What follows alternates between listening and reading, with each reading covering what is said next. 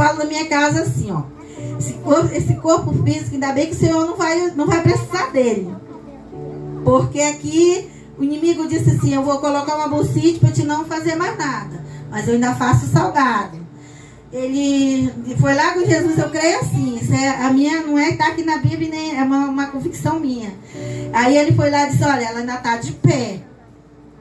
Coloquei 9 bicos de papagaio nela, ela está de pé, ela está caminhando. Aí ele, então eu vou tirar as cartilagens do joelho dela. Aí foi lá, poxa, mas eu ainda não consegui. Ela ainda continua andando. Aí Deus disse, então vai tocando. Eu creio que quando Ele tocar na minha vida, será para o meu corpo estar transformado em um corpo incorruptível, assim como o meu, o de cada um de vocês, para nós irmos encontrar com aquele grande Senhor que foi preparar lugar para cada um de nós. Então, aí não estou alegre. Eu vou jogar sobre todo o corpo dela uma febre, que se chama uma febrinologia. Não sei bem pronunciar, mas para você que nos ouve nessa noite, você sabe que essa febre, ela não tem cura na medicina. E quem tem essa febre, a maioria do tempo ela vive acamado. Ele vive acamado, porque dói toda parte do seu corpo, é osso. E às vezes eu digo até pro meu esposo que eu sinto até a minha pele, ela é tão sensível que não pode tocar. Mas e aí, irmãs? Como é que você vive? Por que seu Deus não cura? Sabe por quê? Porque Ele me conhece. Ele sabe de onde Ele me tirou. E sabe a vida que eu tenho hoje.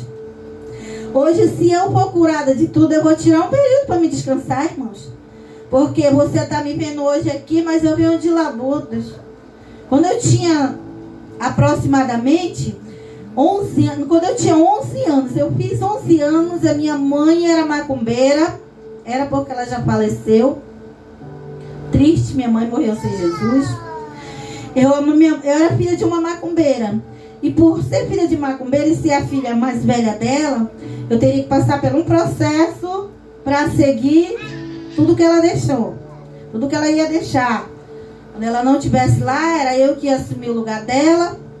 Isso até hoje, isso aí eu creio que um dia desse eu vi aí num canal de televisão, uma criança de 4 anos sendo batizada, sendo escolhida lá, separada, já para quando a senhora daquele lugar faleceu, ou aconteceu alguma coisa, ela tomar aquele lugar. E assim era que a minha mãe, eu não tinha lugar na casa da minha mãe. Eu não tinha lugar porque quando começava aquelas coisas, aqueles trabalhos, quando começava aquelas coisas, eu não me sentia bem. Eu dizia assim, mãe, um dia eu vou crescer e eu vou embora. Eu falar isso para minha mãe era como dar um tapa na minha mãe. Minha mãe do interior da roça. E a minha mãe não aceitava porque isso para ela era uma afronta, era uma rebeldia e tudo mais. Naquela época, irmãos, eu tinha 11 anos e não conhecia Jesus.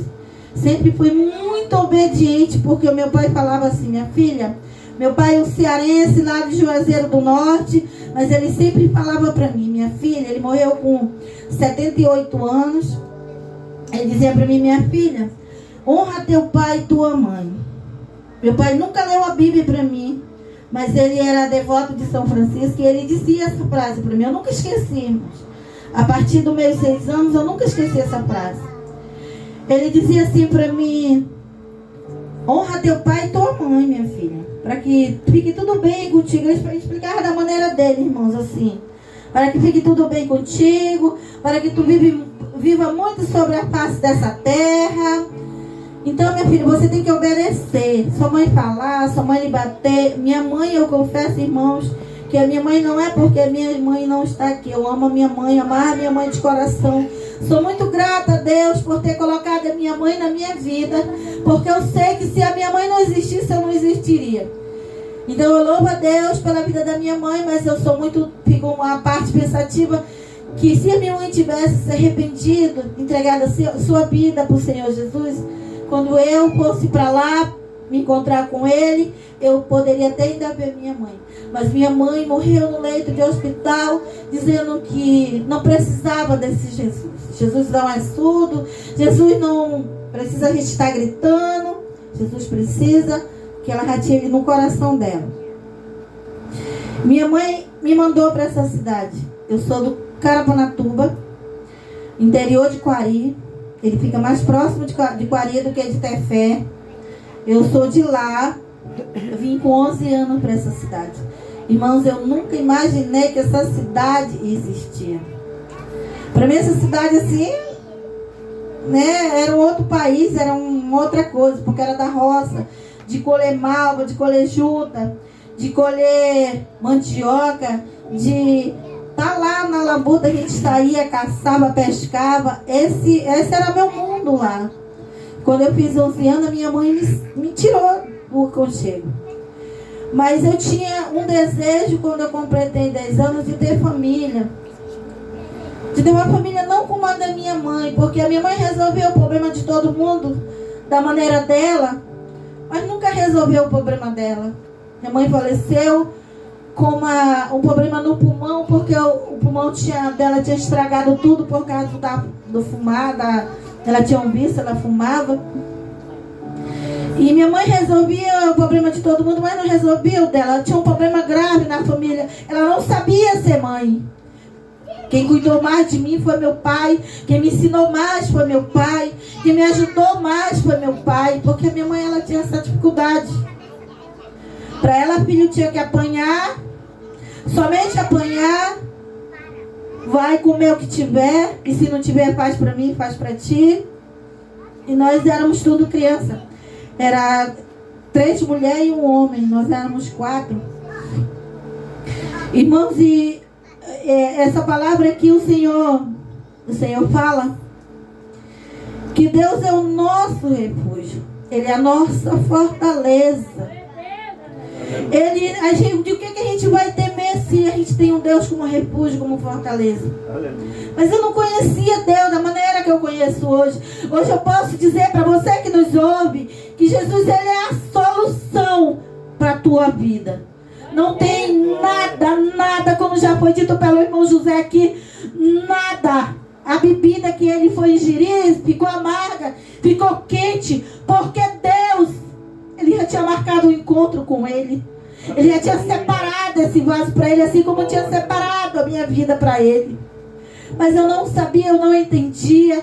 E a maioria das vezes eu questionava, dizia como é que existe um Deus se não tem isso, que não tem aquilo. Era uma criança com 11 anos. Vim para essa cidade, fui morar nas ruas. Morei muito tempo na rua. Eu vim conhecer Jesus quando eu tive o meu filho. Hoje ele tem 27 anos. Mas nessa época, ali no Japim, o lugar mais perto ali do São Raimundo para mim era para o Japim, era para Petrópolis. Eu andava muito naquela redondeza. E ainda hoje tem uma Iadã em Petrópolis, que ela fica numa rua de esquina da principal. E eu chegava naquela igreja, eu via aqueles irmãos chorando, aqueles irmãos. Eu amava aquele lugar, porque no final do culto eles distribuíam uma merenda. E ali eu comia bastante. Ele não tinha aquele limite de dar comida para as pessoas. Eu passei muito tempo lá. Para trás ficou minha mãe. Para trás ficou meu pai. Mas eu quero dizer que a palavra que eu aceitei da minha mãe, e talvez você hoje está aí no mundo das drogas, talvez hoje você esteja com a corda no pescoço, talvez você esteja aí no quarto, dizendo, o meu filho, essa depressão, eu vou tirar a minha vida, não faça isso. Porque para trás ficou minha mãe. Mas para trás ficou um homem que nunca desistiu de pedir a Deus pela minha vida. Pedir para Deus me guardar. E quando a minha mãe disse para mim, tu vai, mas as minhas portas estão fechadas para ti. O meu pai disse, pois no dia que você precisar, você volte.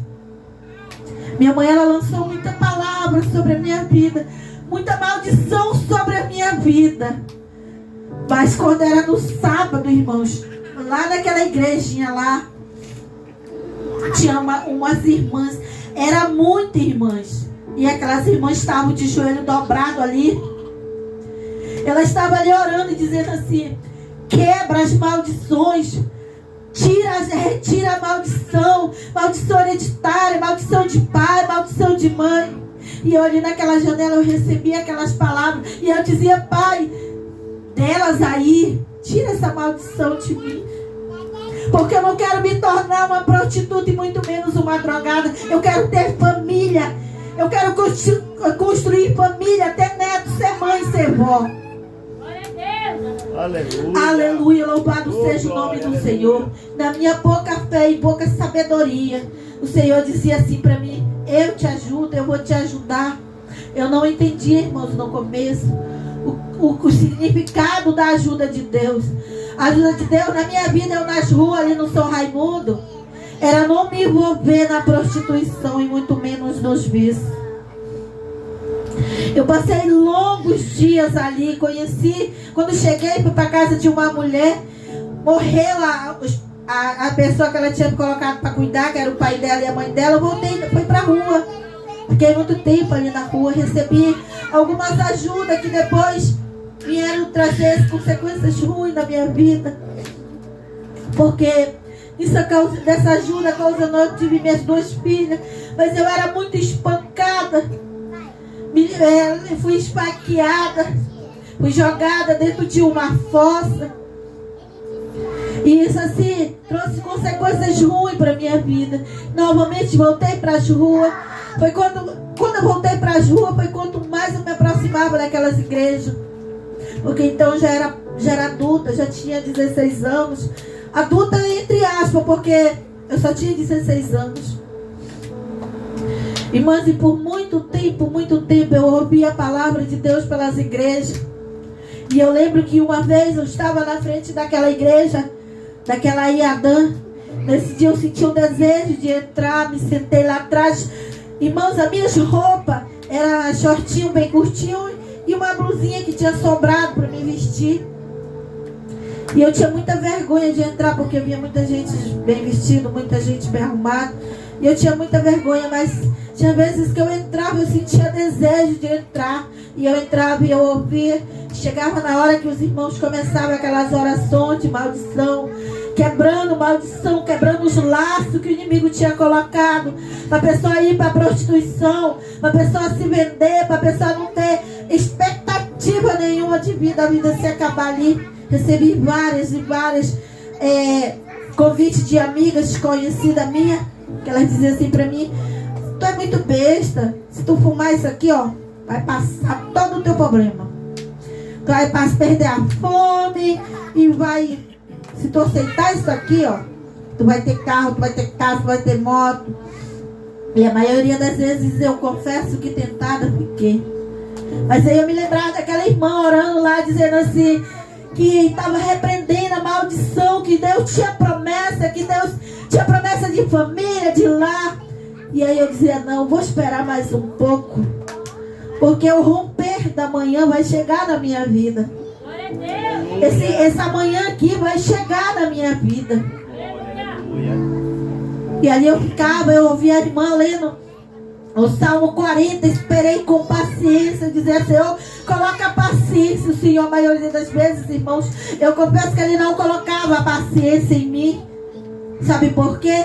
Porque Ele te coloca em lugares que vai te dar uma provisão de tu aprender a ter paciência. Ele não vai te dar paciência. Ele vai te colocar no lugar para te adquirir a paciência. E a maioria das vezes isso acontecia muito comigo. Quando eu ia pedir de alguém, quando eu chegava com alguém assim, a pessoa assim, preferia jogar no lixo do que me dar. E eu falava para mim mesmo: calma, que vai chegar. A irmã falou lá que vai chegar a providência de Deus. A providência de Deus vai vir sobre a minha vida. E foram passando, irmãos, muito tempo. Um dia ali na Bola do Coroado, eu tinha passado a noite com fome, irmãos, que eu não consegui dormir naquela noite. Eu não conseguia dormir, a minha barriga parecia que estava num redemoinho aqui dentro, eu não conseguia dormir. E nas 5 horas da manhã eu me levantei, e aí eu saí, estava deitada embaixo do monte de papelão ali, perto do condomínio, aquele condomínio Morada do Sol. Eu estava ali perto, aí eu me levantei e saí caminhando, subindo ali de Petrópolis para ir pro Coroado, que tem uma rua que corta ali. E eu subi. Fui lá pra Bola do Coroado. Eu digo: eu vou levantar mais cedo. Motivo: eu vou ter mais chance de ganhar alguma coisa para me comer. Me levantei e caminhei para ali. E eu fiquei ali na Bola do Coroado. Nessa época a Bola do Coroado assim, não era do jeito que é agora. Isso tem, meu filho tem 27 anos. Isso tinha o quê? Eu acho que contando mesmo, assim, eu acho que já é uns 30 anos. Porque eu não tinha ele. E aí eu subi. E de repente ali na Bola do Coroado não tem aquelas coisas que tem hoje. Que é aquela ponte lá que tá atravessa. Aquela bolsinha que os carros retornam. Não tinha, era só a Bola do Coroado. E eu me sentei ali do lado daquele mato assim que tem também, que eu não lembro o nome agora, mas lá sempre o povo leva gente da escola, essas coisas. Eu me sentei lá do lado. E aí eu pensei assim, eu digo, meu Deus, se aparecesse uma onça aqui me comer, seria a melhor coisa, porque eu tô com muita fome. Aí passou um carro preto, o carro passou. Quero voltar aqui um pouquinho aqui atrás, que antes de eu sair da companhia do pai das minhas duas filhas, eu engravidei novamente. Nessa minha gravidez, com 7 meses, eu levei uma surra que eu fui parar pela delegacia. Só que eu não pude ficar com as minhas filhas, porque eu só tinha rua, e ele tinha casa, tinha tudo, e eu não tinha. E eu perdi a minha filha. E na consciência de perder minha filha, eu perdi o meu pai também. Eu levei uma surra, vieram me dar a notícia, eu já estava toda machucada. Vieram me dar a notícia que meu pai tinha falecido. E eu perdi, minha filha nasceu com 7 meses. E foi um momento assim muito, muito triste para mim, porque eu já não tinha mais aquele homem lá pedindo a Deus por mim. Porque aquelas irmãs, eu não sei se alguma delas ainda está viva, que já era tudo anciã. Elas diziam que quando tem um pai, uma mãe de joelho, quando o pai está de joelho, uma mãe está de joelho, o filho ele fica mais protegido. E ali, brinquei, eu disse, poxa vida, se uma onça me comesse, ia matar a fome dela. Só que eu não sabia que aquilo ali também era um lugar que pode pessoas e tudo mais. Eu não sabia, para mim ali era um lugar que tinha onça, tinha cobra, mas eu acho que deve ter. Mas ali eu pensei, foi um pensamento meu, sentado ali naquela beira. Aí a segunda vez, volta o carro, passa. Aí eu já pensei, eu digo, meu Deus, isso eu acho que é alguém que quer fazer alguma coisa comigo. Aí eu atravessei assim, fui pro posto de gasolina. Aí nessa época assim, tudo bem tranquilo ali no Coroado. E antes era tudo bem tranquilo. Eu dormia na rua, eu tinha medo, tinha preocupação. Mas não como hoje, né? Hoje está fogo, hoje mata as pessoas, estrupa. O Senhor sempre me guardou disso. O Senhor sempre me protegeu. Porque hoje eu entendo que a mão potente do Senhor Jesus sempre estava sobre a minha vida. Sempre teve estendido sobre a minha vida, sobre minha pessoa. E eu lá sentada, o carro passa. E era a terceira vez. Quando foi na quarta vez que ele passou, ele parou o carro e desceu do carro. Era um senhor. Ele falou assim, mocinho, eu já tive outras vezes por aí. Eu era bem nova, irmãos. Eu tinha 16 anos. Aí eu me afastei assim dele um pouquinho, fui para perto mais de gente. Ele disse, não, vem cá que eu quero falar contigo. Aí eu fiquei olhando assim para ele, assim, eu não senti muito medo, mas eu fiquei um pouco preocupada, assim, de me matar, de me levar para algum lugar, me matar. E aí eu peguei e eu falei, o que o senhor quer comigo? Aí ele falou, não, é porque eu tenho uma criança que ele é especial. Ele precisa de cuidar. Então onde você é? Eu disse, eu sou da rua. Por que você é da rua? Você não tem família? Eu tenho não, família. Não tenho parente nenhum aqui. Eu moro aqui nessa cidade desde que tinha 11 anos. Eu tenho 16 anos agora. Eu vou fazer 17 já. Mas eu não tenho um parente, eu não tenho nada. Aparentemente eu não tenho nada. Só lá onde eu durmo que eu tenho minha roupinha. E só isso. E aí ele falou para mim, então a gente vai fazer assim.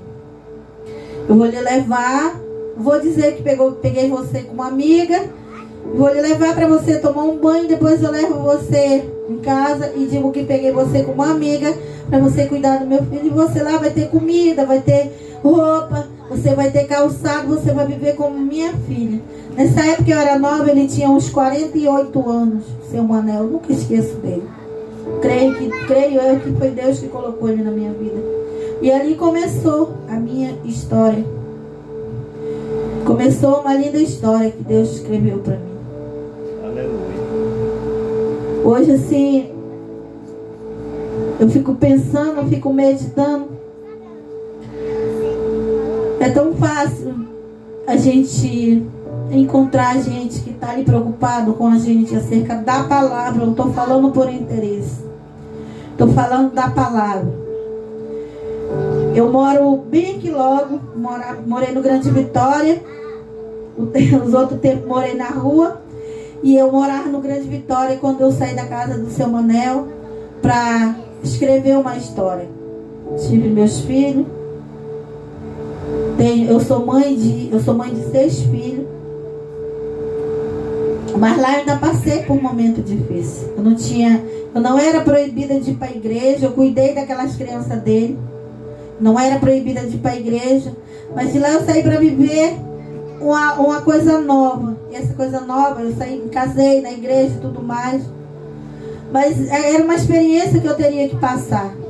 Talvez por essa experiência, para me ter mais bênçãos para contar da parte de Deus. Aqui o Senhor ele é bem real quando ele diz: Deus está no meio dela. Portanto, ela não será abalada. O seu chamado, ele nunca vai ser abalado. Aleluia. Nunca. Porque por mais que você, como ser humano, tema na base, aquele que prometeu, aquele que fez a promessa, é fiel para te sustentar. Aleluia. É fiel para fazer se cumprir. Glória. E o Senhor, lá na casa do seu Manel, e depois que eu saí de lá para me casar com o pai dos meus filhos e tudo mais, o Senhor me fez uma promessa. Foi a primeira promessa que eu ouvi quando a irmã tocou no meu ombro e disse: um dia eu te levantarei no meio de multidões. Aleluia. Eu nunca esqueço das promessas de Deus. Porque às vezes até eu penso assim: tá bom, parou por aqui, tenho minha família, sou casada, meu esposo serve a Deus. Tá bom, Jesus. Mas ele sempre me traz a lembrança e diz para mim: quem escreveu a tua história foi eu. Aleluia. E com a caneta que eu escrevi, só eu posso mudar. Então, irmão José, a caneta que o Senhor Jesus escreveu na tua história vai se cumprir. Ele vai cumprir aquilo que ele prometeu, a boa obra que ele cumpriu em ti. Se é para ajudar o teu pastor lá, se é para nos ajudar aqui, se é para ajudar lá na outra invasão, se é para ajudar lá, a obra que ele começou vai se cumprir porque ele é fiel. Glória, aleluia. Irmã Rosa, talvez a senhora diga: mas eu quero estar aqui no meu cantinho. Mas o Senhor está dizendo assim: mulher, mas foi eu que te chamei. E está precisando, eu estou precisando. Glória. O Wanderson dele vai. O Wanderson é incrível, ele vai. Mas ele sabe que ele pode voltar e ser abraçado. A irmã Adriana nem se fala, porque a irmã Adriana é aquela bebezinha que está tomando leite agora. Mas essa daí, ela vai ser usada, ela vai ser um vaso. Que as pessoas que virem outra hora, ela vai dizer assim: mas aquela não é aquela, porque as promessas de Deus, elas vão te seguir. Aleluia. Então, irmão, você que nos ouve nessa noite, você está dizendo assim: mas ela está falando, isso aqui não é para mim não, é para você. Porque Deus, ele ainda não se cumpriu todas as promessas. Mas eu estou na brecha, eu estou aqui à disposição, Senhor. Eis-me aqui, Jesus, usa da maneira que tu queres me usar. Glória, aleluia. E assim eu te digo nessa noite: aonde tu te pede, eu vino. Aleluia. O Senhor vai te colocar um anzol na tua narina e vai te trazer. Porque aqui é teu lugar. Porque Ele está precisando de homens e mulheres neste lugar. Para investir, para trabalhar, para levantar este lugar. Para que neste lugar seja um lugar de cura. Um lugar de libertação. Um lugar que o enfermo entra aqui e sai curado. Ah, mas tu tem um problema aí na tua saúde. Eu posso até ter. Mas o Deus que eu sirvo, Ele me sustenta e renova minhas forças ao romper da manhã. Aleluia, glória a Deus. Então nessa noite, eu fico muito feliz de ter falado uma parte do meu testemunho.